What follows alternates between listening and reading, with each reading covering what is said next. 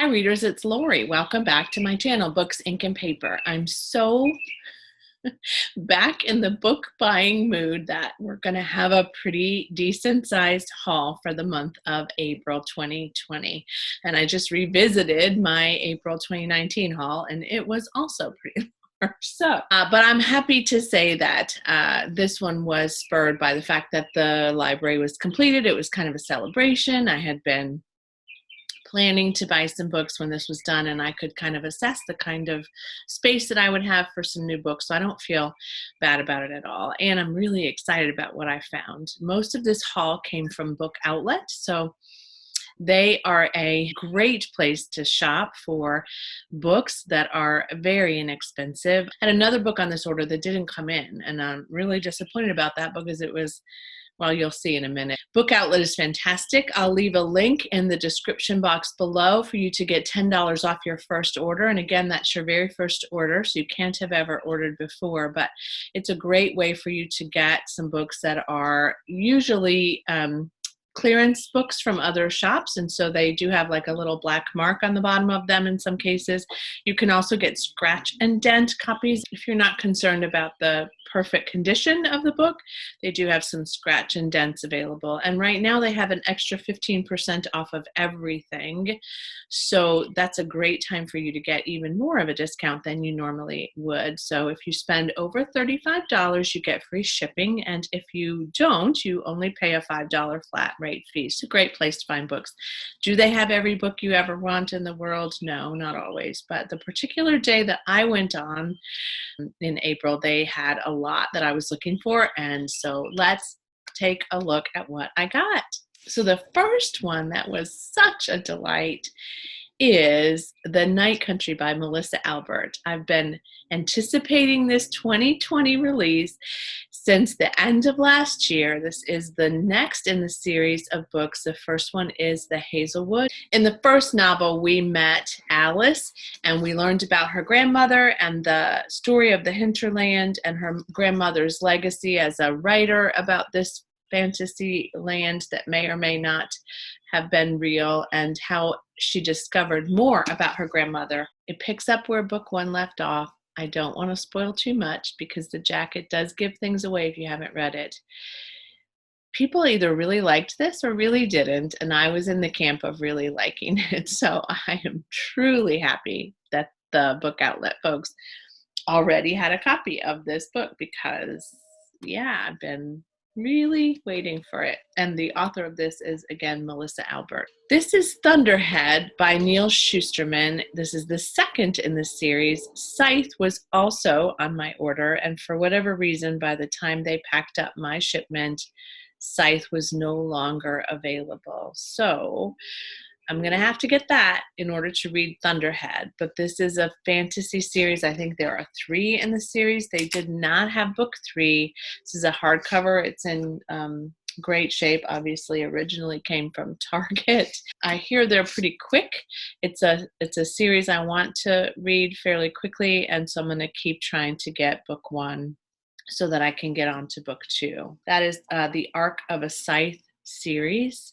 So if you're looking for a nice fantasy series to read right now, that might be a great one.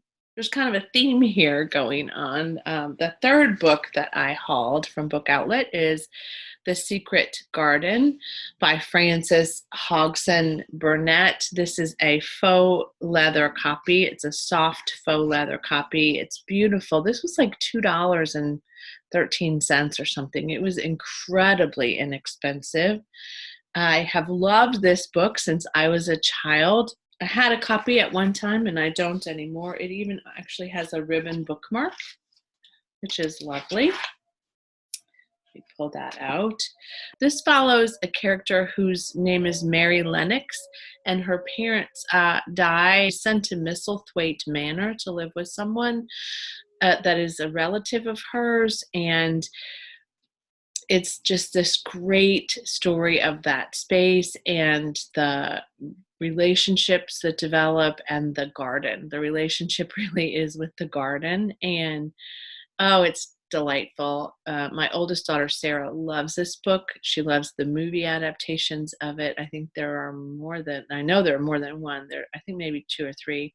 But oh my gosh, I was so excited. And this is the brightest blue, isn't it? This is a brand new copy, nothing wrong with this. And it was published by Paper Mill Press. And again, originally it was like $18, and I got it for $2 and some change. Okay, out of fantasy and into historical fiction comes Lost Among the Living by Simone St. James.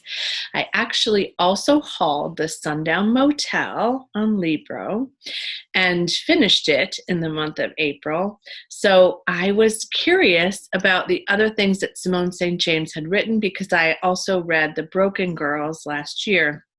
So this is set in England in 1921, and it is this woman's husband, Alex, disappears, shot down over Germany, and she's working as a paid companion to his aunt in Sussex, and she discovers all kinds of things about her husband's family and some things that she never knew about her husband, I think.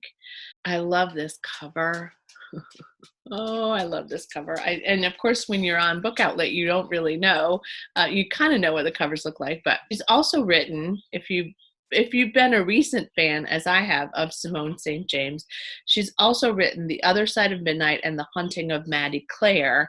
And I think I will eventually read all of her work. I really like her a lot. Okay, this one, I was so excited. Last year, I read Beartown, and Beartown was my favorite read of 2019.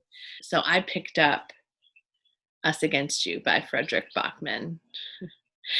I loved Beartown so much. I knew I had to read this second installment of this series and this town. I don't think it's going to disappoint. So it kind of picks up where they left off, and maybe some of the implications of book one continue to follow them. And there's some other things that are happening in their community that threaten the hockey team and the kind of connection to the players. This is a book club version, so it has a reader's guide, and oh, I'm so happy. It's a nice big size paperback.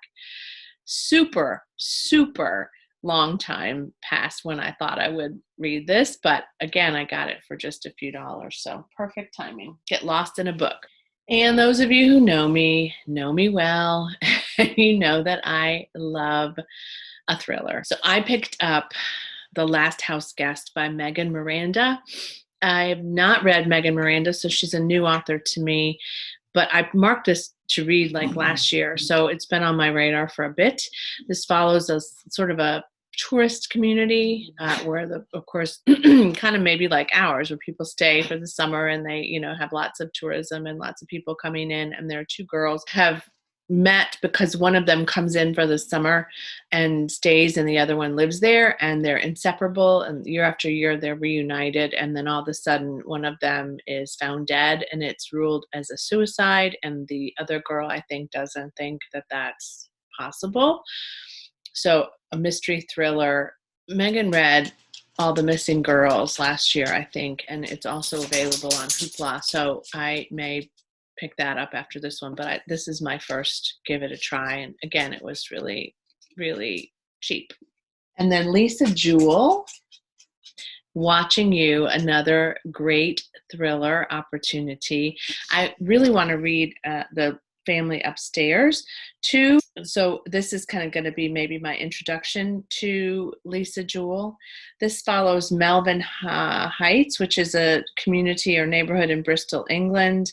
Lots of people live there, but there is a murder that happens there in a picturesque English town. Where else would I want to be than a picturesque England town right now?